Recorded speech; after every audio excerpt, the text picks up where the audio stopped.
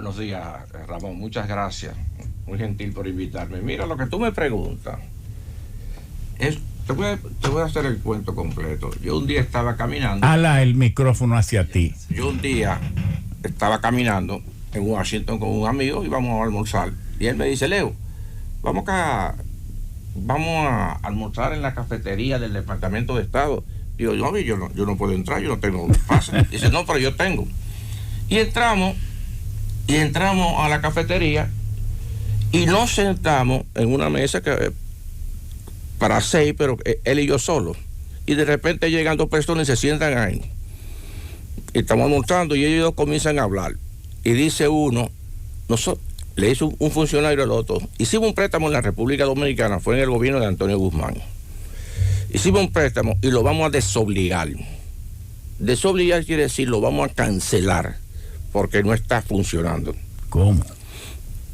Es un proyecto educativo y la persona que está ahí simplemente no entiende absolutamente nada.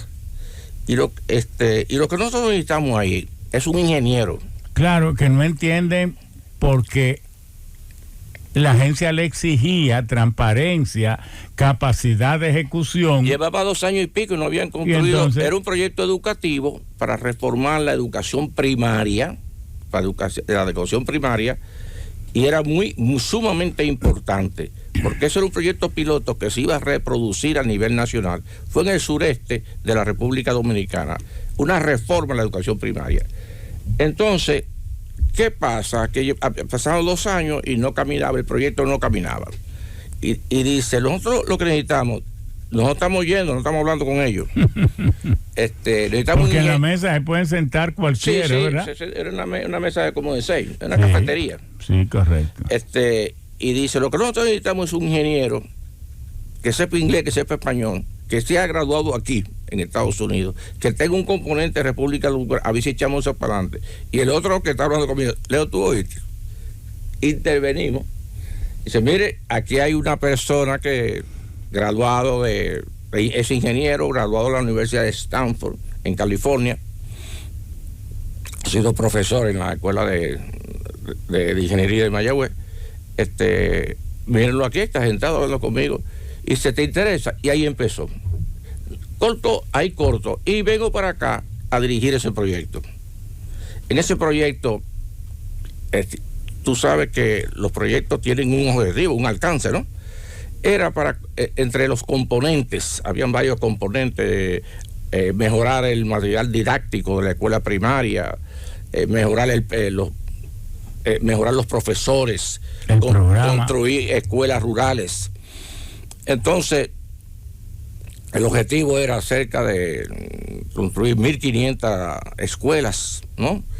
Y finalmente, para no hacerlo muy largo, construimos casi el doble de las escuelas y el doble de las aulas que tenía el programa. Y después que terminamos, creo que el costo era, el préstamo era como de $11 millones, duplicamos el alcance y el objetivo del proyecto y sobró un montón de dinero.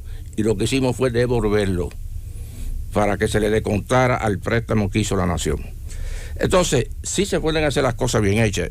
Yo recuerdo que tu hermano, el arquitecto Aruquel, que trabajó conmigo, sí, y tenía una responsabilidad extraordinaria en ese proyecto.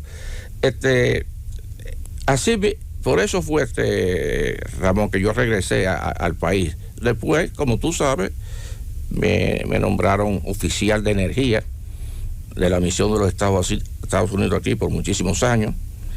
Y vamos a hablar de 2 o 3 cosas que pasan en nuestra nación. Por cierto, yo voy a hablar aquí en mi calidad de ciudadano de Estados Unidos y también en mi calidad de ciudadano dominicano.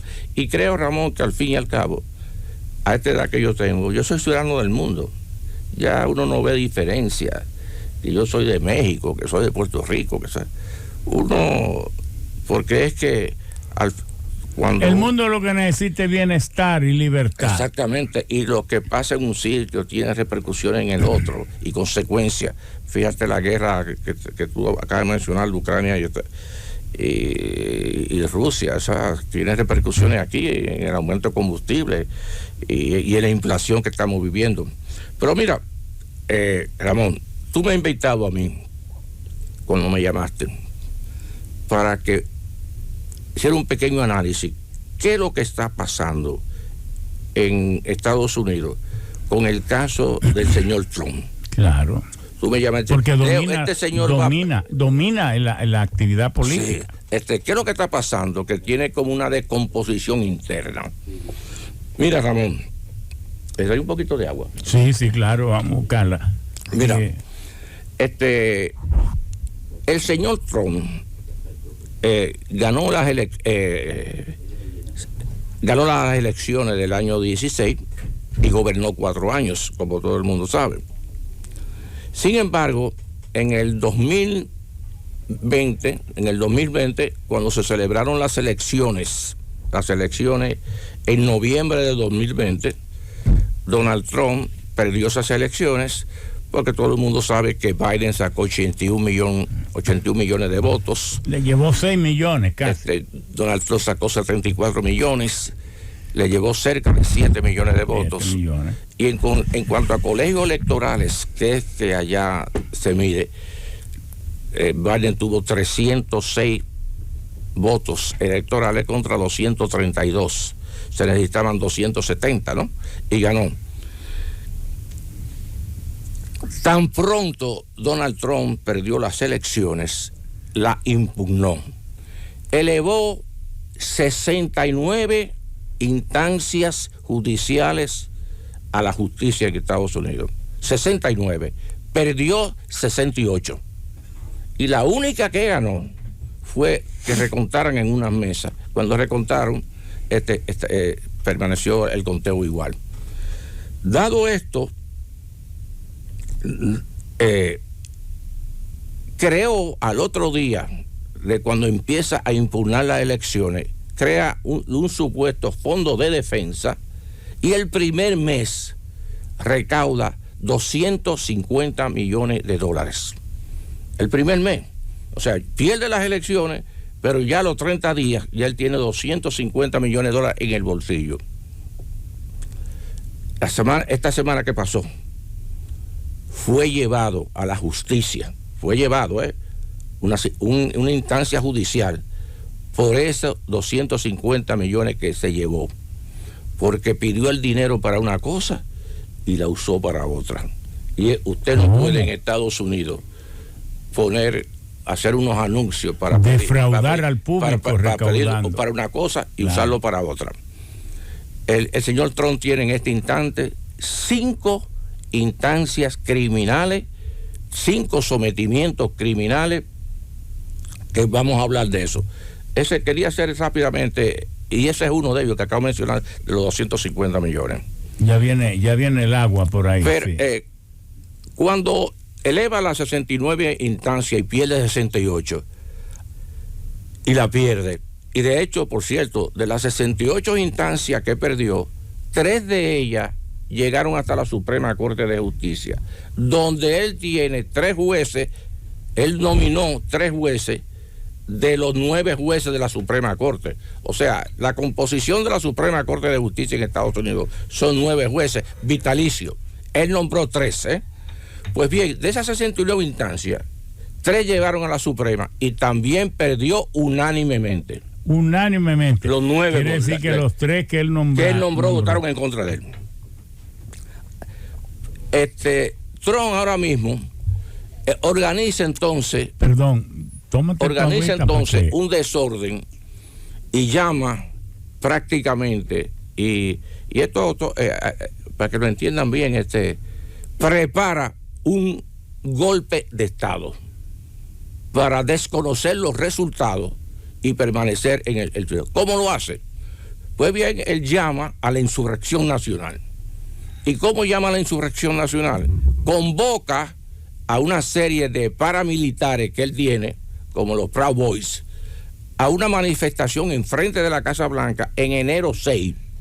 Pero para usted llamar a todas esas personas a participar en un desorden en enero 6, y el desorden es para evitar que su vicepresidente, en una sección conjunta del Congreso de Estados Unidos. Y digo conjunta porque en esa sección es de la Cámara de Representantes y del Senado de Estados Unidos, que se reúnen 10 días antes del cambio de mando, se reúnen para certificar el resultado de las elecciones que pasaron.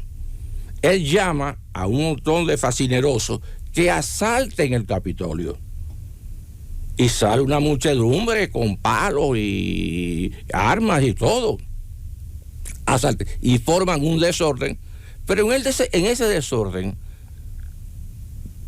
pasa que ocurren 2 muertos. Matan a 2 policías y hieren a 150 policías. Y hoy en día hay más de 600 personas que están presas en la cárcel. Hubo uno la semana pasada que lo condenaron a 10 años, presa por esas muertes y ese desorden que tumbaron todos los muebles. Y él, cuando llama a la insurrección nacional, le dice a la muchedumbre: vayan para allá que yo los sigo.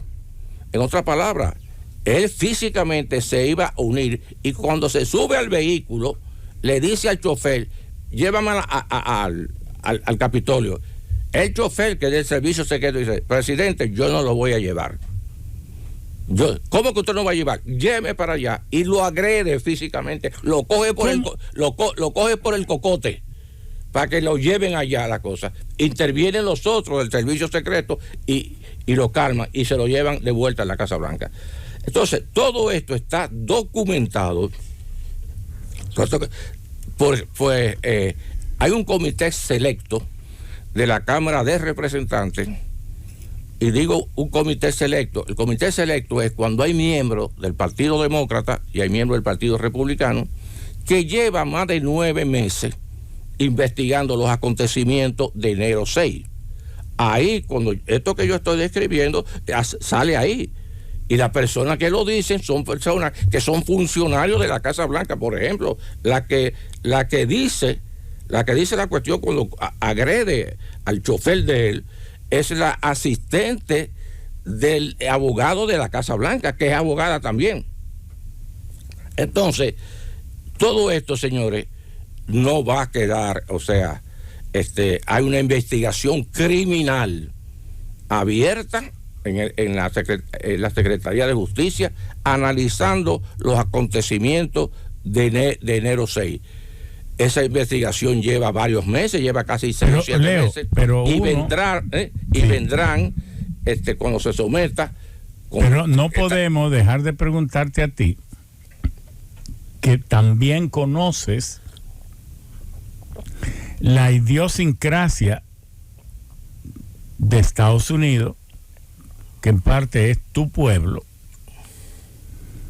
por los tiempos que estuviste estudiando en Stanford y tantas cosas, que sin embargo, televisándose todo esto, en la medida que se desarrollan las primarias, de 75 personas que han ido a primaria apoyados por Trump, han ganado 73.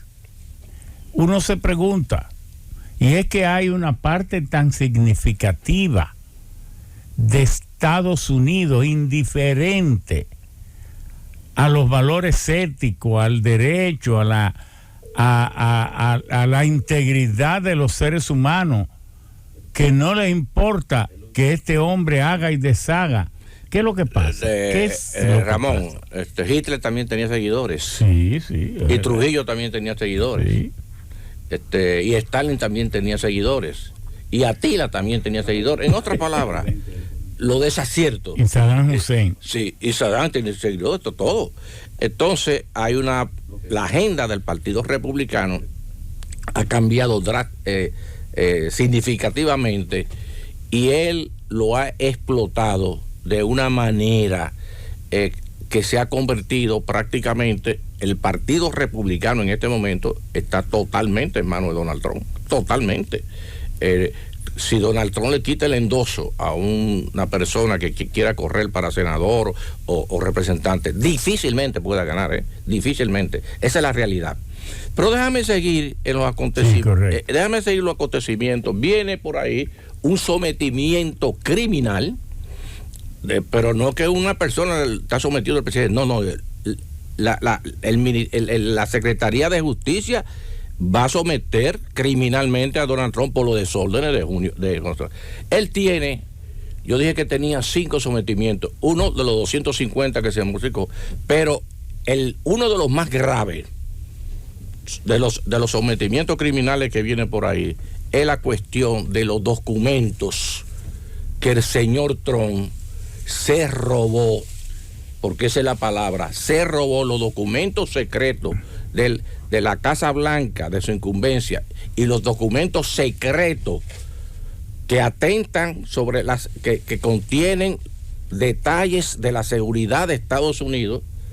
Este señor se lo llevó. Y yo le voy a describir esto. Cuando él sale en enero 20 del 21, cuando él sale, se lleva, da orden que todos esos archivos se lo pongan en una caja y se lo lleven a Mar del Lago.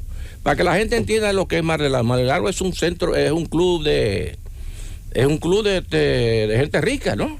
Que tiene 58 habitaciones, 36 baños. Ahí se hospeda muchísima gente. Y de hecho, ahí se ha hospedado, están en los registros, personas, agentes de Rusia, que se han cambiado el nombre y han ido a participar ahí en actividades y se han retratado con la familia de Trump. Pero este señor se lleva una serie de documentos. Los documentos clasificados en Estados Unidos están quien tiene el resguardo de eso, el Archivo Nacional de la Nación. Es lo que se dan cuenta que esos documentos alguien se los llevó. Se dan cuenta que es el señor Trump que se lleva esos documentos y le reclama al señor Trump: señor Trump, mire, esos documentos que usted se llevó no son suyos, son del gobierno de Estado, del Estado. Del patrimonio histórico de Estados Unidos. No, y él se niega al archivo se niega a entregarlo. Estamos hablando noviembre del 21. Los archivos nacionales recurren a la Secretaría de Justicia, dice: mire, este señor se llevó los documentos, ayúdenme a recuperarlo. La Secretaría de Justicia, reclama al señor Trump que lo devuelva, y él dice que no devuelve nada. Y entonces dice: mire, señor, que lo vamos a someter, y comienza una negociación, y en enero de este año entrega un montón de documentos, forzados no por el Archivo Nacional, sino por la Secretaría de Justicia. ¿Qué pasa? Que el Archivo Nacional dice: no, pero estos documentos que le ha entregado, él tiene más todavía. Y viene la Secretaría de Justicia, le dice al señor Trump y a su abogado: mire, ustedes se quedaron con documentos. Dicen ellos: nosotros no, que no. Y viene la Secretaría de Justicia y lo somete criminalmente. Un sometimiento criminal a que devuelva los documentos en junio de este año. Cuando él ve que tiene una instancia, un sometimiento criminal de un gran jurado, se mete miedo, busca a los abogados y entregan otra partida de documentos. Pero ya lo entregan, lo están forzando a entregarlo porque lo están amenazando hasta de llevárselo. Y los abogados certifican que ya no queda ningún solo documento. Los abogados por escrito. Los abogados de él. Los abogados de Donald Trump certifican por escrito que ya no queda más documentos. ¿Qué pasa? Que dentro de Mar del Lago hay personas que se dan cuenta de lo que están pasando. Como whistleblower. Sí. Se dan cuenta y dicen: espérate, hay documentos aquí, hay documentos en un almacén allá abajo y hay documentos en la oficina de él, porque nosotros lo sabemos. Llevan la denuncia a la Secretaría de Justicia, y entonces viene la Secretaría de Justicia alarmada porque tiene una certificación que dice que no, lo lleva y convence a un juez federal, que ahí se quedaron documentos clasificados. Cuando el juez y el gran jurado ven eso, ordenan porque no hay forma que lo ordenan un allanamiento. Yo quiero que la gente entienda en este país que cuando un juez federal en Estados Unidos ordena un allanamiento es porque tiene constancia cierta que ahí se cometió un crimen o ahí en ese sitio. Vamos a pedirle a nuestros amigos que, como tenemos que hacer una pausa comercial, se queden ahí mismo, porque esto es grave y lo que viene va a definir los próximos años la historia de Estados Unidos, porque Estados Unidos está en un dilema: o estructura su gran desarrollo económico y su presencia en el mundo, que antes fue inspirante, sobre el delito, o el delito pasa a ser la base del desarrollo y de la convivencia y de las actuaciones de Estados Unidos, o volvemos al imperio de la ley. Eso es lo que está sobre la mesa. Y en ese sentido vamos a hacer esta pausa. Busque su agüita, vaya al baño, busque su cafecito, prepárese, porque lo que Leo Pérez Minaya está tirando. Oiga, le confieso que esa narración que está haciendo el expresidente del Partido Demócrata aquí en República Dominicana, y también lo fue de América Latina, hoy aquí no se sabía. Se sabía que le habían llevado unos documentos, que un juez lo había autorizado, pero con ese nivel de detalle, con esas tantas instancias, que prácticamente engañó la inteligencia de Estados Unidos, y algo tan sagrado, una nación tan bien estructurada sabe que el que destruye su historia se expone a repetirla. Entonces, por eso el Archivo Nacional es algo súper sagrado. Adelante con la pausa.